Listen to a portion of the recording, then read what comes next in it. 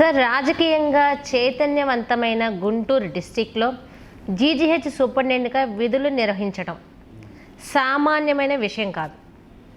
రాజకీయ ఒత్తిళ్లు ఎదుర్కొంటున్నారా అని అడిగితే, అంటే రాజకీయ ఒత్తిడి కన్నా కూడా ఇది ఒక సిస్టమ్, ఇది ఒక democratic way of doing things. ఇది ఇప్పుడు ఒక ప్రజాప్రతినిధి ఎన్నుకొనబడతాడు. ఎందుకు ఎన్నుకొనబడ్డాడు? అక్కడ ఉన్న పబ్లిక్కి న్యాయం చేయటం కోసం. ఆ న్యాయం చేయటంలో ఒకటి ఆరోగ్యం. ఆరోగ్యమే మహాభాగ్యం. ఆ కామన్ మ్యాన్కి మంచిగా ఆరోగ్యం ఉంటే ఆ డబ్బులు నాలుగు సేవ్ అయ్యి ఆ పిల్లల్ని పోషించుకోగలుగుతాడు. ఆ జబ్బేదో వచ్చినప్పుడు, అనారోగ్యం పాలైనప్పుడు తను డబ్బులు పెట్టలేని హాస్పిటల్స్కి వెళ్ళి అక్కడ డబ్బులని పోగొట్టుకొని, అంటే అనారోగ్యం పోవటం వల్ల డాక్టర్లు తీసుకుంటారని కాదు, తనకి ఆ ఖర్చు అవ్వటం వల్ల వెనకబడిపోతుంది. తను పిల్లల ఎడ్యుకేషన్ వెనకబడిపోవచ్చు, తన భవిష్యత్తు వెనకబడిపోవచ్చు, లేదా పిల్లల ఆరోగ్యం దెబ్బతినచ్చు, ఈ గోళ్ళు ఇలాంటివన్నీ ఉన్న ఒక సిచ్యువేషన్లో రైతువారి మనకేంటంటే అగ్రికల్చరల్ బేస్డ్ సొసైటీ మంది. సో ఈ ప్రజాప్రతినిధుల దగ్గరికి ఈ కామన్ మ్యాన్ వస్తారు. వచ్చినప్పుడు రైతు కూలి అవ్వచ్చు, రైతు అవ్వచ్చు, కార్మికుడు అవ్వచ్చు, డైలీ వేస్ వర్కర్ అవ్వచ్చు. ఏమవుతుంది? వాళ్ళకి వీళ్ళు అండగా ఉంటారు. వాళ్ళకి వాళ్ళు అండగా ఉన్నప్పుడు వాళ్ళు మాకు ఫోన్ చేశారు, మేము ఎందుకు అండగా ఉండకూడదు? ఇది ప్రభుత్వం పెట్టిన హాస్పిటల్. కామన్ మ్యాన్ బయట చేయించుకోలేని ఒక మనిషి మా దగ్గరికి వచ్చినప్పుడు అతనికి ఆరోగ్యం ఇవ్వడానికి నాకేమైంది సూపరింటెండెంట్గా? ఇది ఒత్తిడి అనుకోవట్లేదు నేను. ఇది part and parcel of my job here as a superintendent. ఎందుకంటే వాళ్ళు కాంటాక్ట్ చేయగలిగింది సూపరింటెండెంట్ని. నేను ఎవరిని కాంటాక్ట్ చేస్తాను? ఆ పలానా హెచ్ఓడి ఆ డిపార్ట్మెంట్కి ఫోన్ చేసి, బాబు ఈ ఎమ్మెల్యే గారు ఈ పేషెంట్ గురించి చెప్పారు, మంచిగా చూడండి. అందరి పేషెంట్లు ఒకళ్ళే. మీకు తెలుసా, ఈ హాస్పిటల్ మొత్తంలో నేను బోర్డులు రాయించాను, రోగి రోగమే రికమెండేషను, రోగి రోగమే రికమెండేషను, రికమెండేషన్లు అవసరం లేదని రాయించాను నేను అసిస్టెంట్ ప్రొఫెసర్, అసోసియేట్ ప్రొఫెసర్గా ఉన్నప్పుడు. ఎందుకని? నిజంగా అయితే అది అక్కడ పనిచేసి చిన్న చిన్న డాక్టర్లు ఒత్తిడి అది. ప్లస్ పేషెంటు అక్కడ డాక్టర్ల మాట విండు. నాకు ఇది ఉంది, సపోజ్ ఒక ఎమ్మెల్యే గారు, ఉదాహరణ ఎమ్మెల్యే గారు చెప్పారు, బ్లడ్ ఇవ్వండి అయ్యా. ఎమ్మెల్యే గారు చేసి బ్లడ్ ఎందుకు ఇవ్వాలంటే, అంటే కామన్ మ్యాన్ యాటిట్యూడ్ అలా ఉంటుంది. నాకు మా ఎమ్మెల్యే గారు చెప్పారు, అన్నీ నాకు ఇక జరిగిపోవాలంటారు. మనకి ఇక్కడ ప్రాబ్లం ఏంది?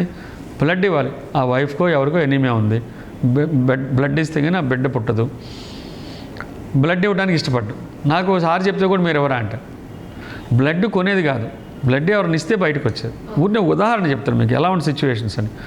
సో వాళ్ళ కొడుకో ఎవరైనా బ్లడ్ ఇస్తే, లేకపోతే సపోజ్ బ్లడ్ బ్యాంకులో 100 బాటిల్స్ బ్లడ్ ఉంది, తలా ఒకటి ఇచ్చేసాం అనుకోండి, రిప్లేస్మెంట్ లేకుండా మొత్తం ఊరిని ఒక క్షణంలో అయిపోతాయి ఈ హాస్పిటల్. అందుకని మేము చిన్న రూల్ పెడతాం. ఏంటి? అయ్యా మీ తాలూకు వాళ్ళు ఎవరైనా బ్లడ్ ఇస్తే, ఏ బ్లడ్ ఇచ్చినా సరే మేము మీ పేషెంట్ని మంచి బ్లడ్ ఇస్తాము. కానీ అది అక్కడ జరగదు. ఇలాంటి సిచ్యువేషన్స్ ఉంటాయి అక్కడ. అందుకని అది ఆలోచించి రోగి రోగమే రికమెండేషను అని పెట్టాను. నిజమే కదా? ఎవరైనా ఒకటే, ఏ పేషెంట్ అయినా ఒకటే ఉండదు. రోగికి ఎమర్జెన్సీ అయితే ఎమర్జెన్సీ ఆపరేషన్ చేస్తాము, ఎలక్టివ్ అయితే పడుకోబెట్టి వార్డులో తీసుకొచ్చి టెస్టులన్నీ చేసి ఎలక్టివ్ ఆపరేషన్ చేస్తాము. 24 గంటల ఆపరేషన్ 24 గంటల్లో ఎమ్మడే చేసేస్తాము. ఓపెన్ ఫ్రాక్చర్ ఎమ్మడే కరెక్ట్గా మొత్తం కడిగి డెబ్రాన్మెంట్ చేసేసి శుభ్రంగా ఎక్స్టర్నల్ ఫిక్సేటర్ వేసేసి ఫిక్స్ చేస్తాము. ఎక్కడికక్కడ దేన్ని బట్టి దాని సైన్స్, ఇది హ్యూమన్ సైన్స్. ఇది ఎక్కడ డిలే అవడానికి అసలు ఛాన్స్ లేని ఒక పెద్ద వ్యవస్థ ఇది. ఈ వ్యవస్థలో అసలు ఏం అక్కర్లా, పేషెంటే మాకు. విద్య వైద్యం అనేది ఉచితంగా ఉండాలని ముందే చెప్పారు. వైద్యం కూడా చాలా ముందు ఇక్కడ చక్కగా ప్రతిదీ ఇక్కడ ఏ చిన్న ఖర్చు లేకుండా అద్భుతంగా గవర్నమెంట్ కోట్ల రూపాయలు ఖర్చు పెట్టి మాకు జీతాలు కానీ, పారామెడికల్ కానీ, నర్సెస్ కానీ జీతాలు కానీ ఇస్తూ, ఇక్కడ ప్రతి సౌకర్యం కలుగజేస్తూ, ప్రతి మెషినరీ ఇస్తూ, మందులు ఇస్తూ, ఇన్ని చేస్తుంటే మేము ఎందుకు చేయకూడదు? అందుకని మేము కామన్ మ్యాన్ కోసం పెట్టిన హాస్పిటల్ కాబట్టి వాళ్ళు చెప్పినా చెప్పను. అయితే వాళ్ళు చెప్తే రెస్పెక్ట్ఫుల్గా మేము చక్కగా ఇంకా బాగా చేస్తాము. చెప్పడం నేను తప్పు ఎప్పుడు పట్టను. చక్కగా చెప్తే ఎందుకు చెప్తాను అదే చెప్పాను కదా. ఇది ఒక సిస్టమ్, డెమోక్రటిక్ సిస్టమ్.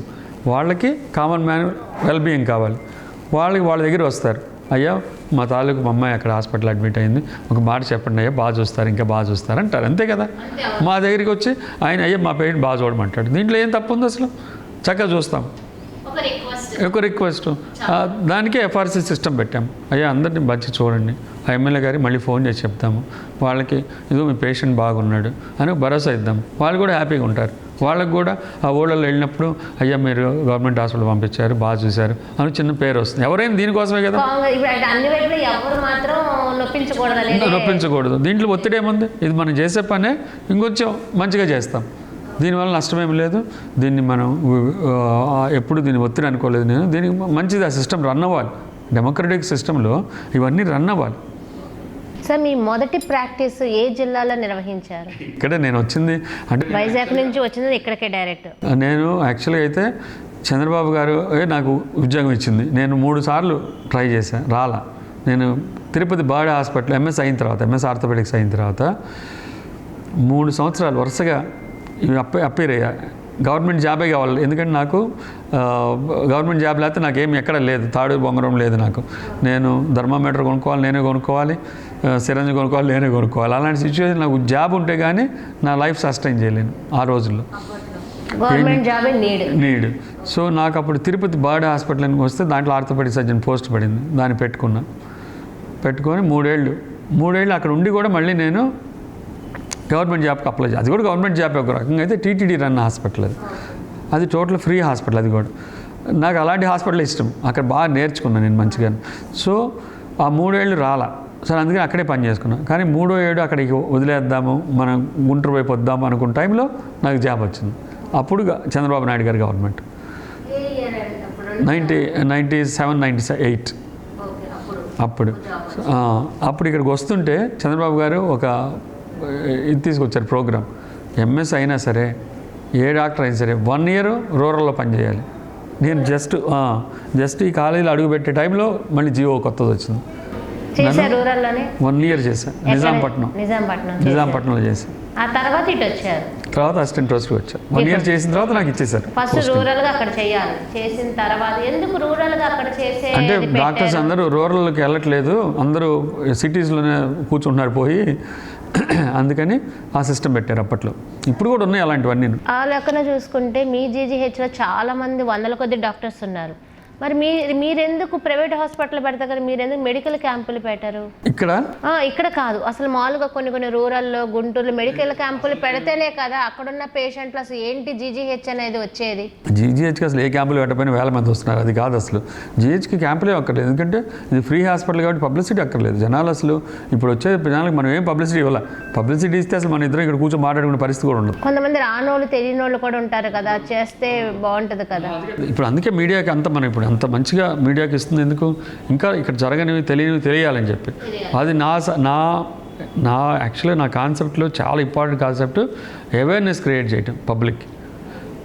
ఎస్పెషల్లీ జీజీహెచ్లో జరిగే ఆపరేషన్లు కానీ వైద్యం కానీ జనాలకు బయట తెలియాలి. అందుకే నేను సుఖీ భవ అనే ఒక జీజీహెచ్ గైడ్ తెస్తున్నాం. మనం సెల్ ఫోన్ కొంటేనే, ఆఫ్టర్ ఆల్ ఒక సెల్ ఫోన్ కొంటేనే ఇంత యూజర్ మాన్యువల్ ఇస్తాడు. ఏ పిచ్చిది కొన్నా కూడా ఇస్తాడు, టీవీ కొన్నా ఇస్తాడు. ఇంతది మనం ఇంత పెద్ద గవర్నమెంట్ హాస్పిటల్లో కోట్ల డబ్బులు ఖర్చు పెడుతున్న గవర్నమెంటు ఈ హాస్పిటల్లో జరిగే చాలా డిఫరెంట్ వైద్య చికిత్సలు కానీ ఆపరేషన్లు కానీ బయట డాక్టర్స్ కూడా తెలియదు. మరి కామన్ మ్యాన్కి ఏం తెలుస్తుంది? అందుకే నేను సుఖీ భవ అనే ఒక జీజీహెచ్ గైడ్ తెస్తున్నాను. దీంట్లో ఏ నెంబరు ఆల్ఫాబెటికల్గా 1, 2, 3 ఏముంటాయి, వార్డులు ఏముంటాయి, ఓపీలు ఏముంటాయి, అన్ని టోటల్గా మీకు రాబోతుంది త్వరలో. అది పెద్ద అద్భుతమైన బుక్ ఆవిష్కరిస్తాం త్వరలో.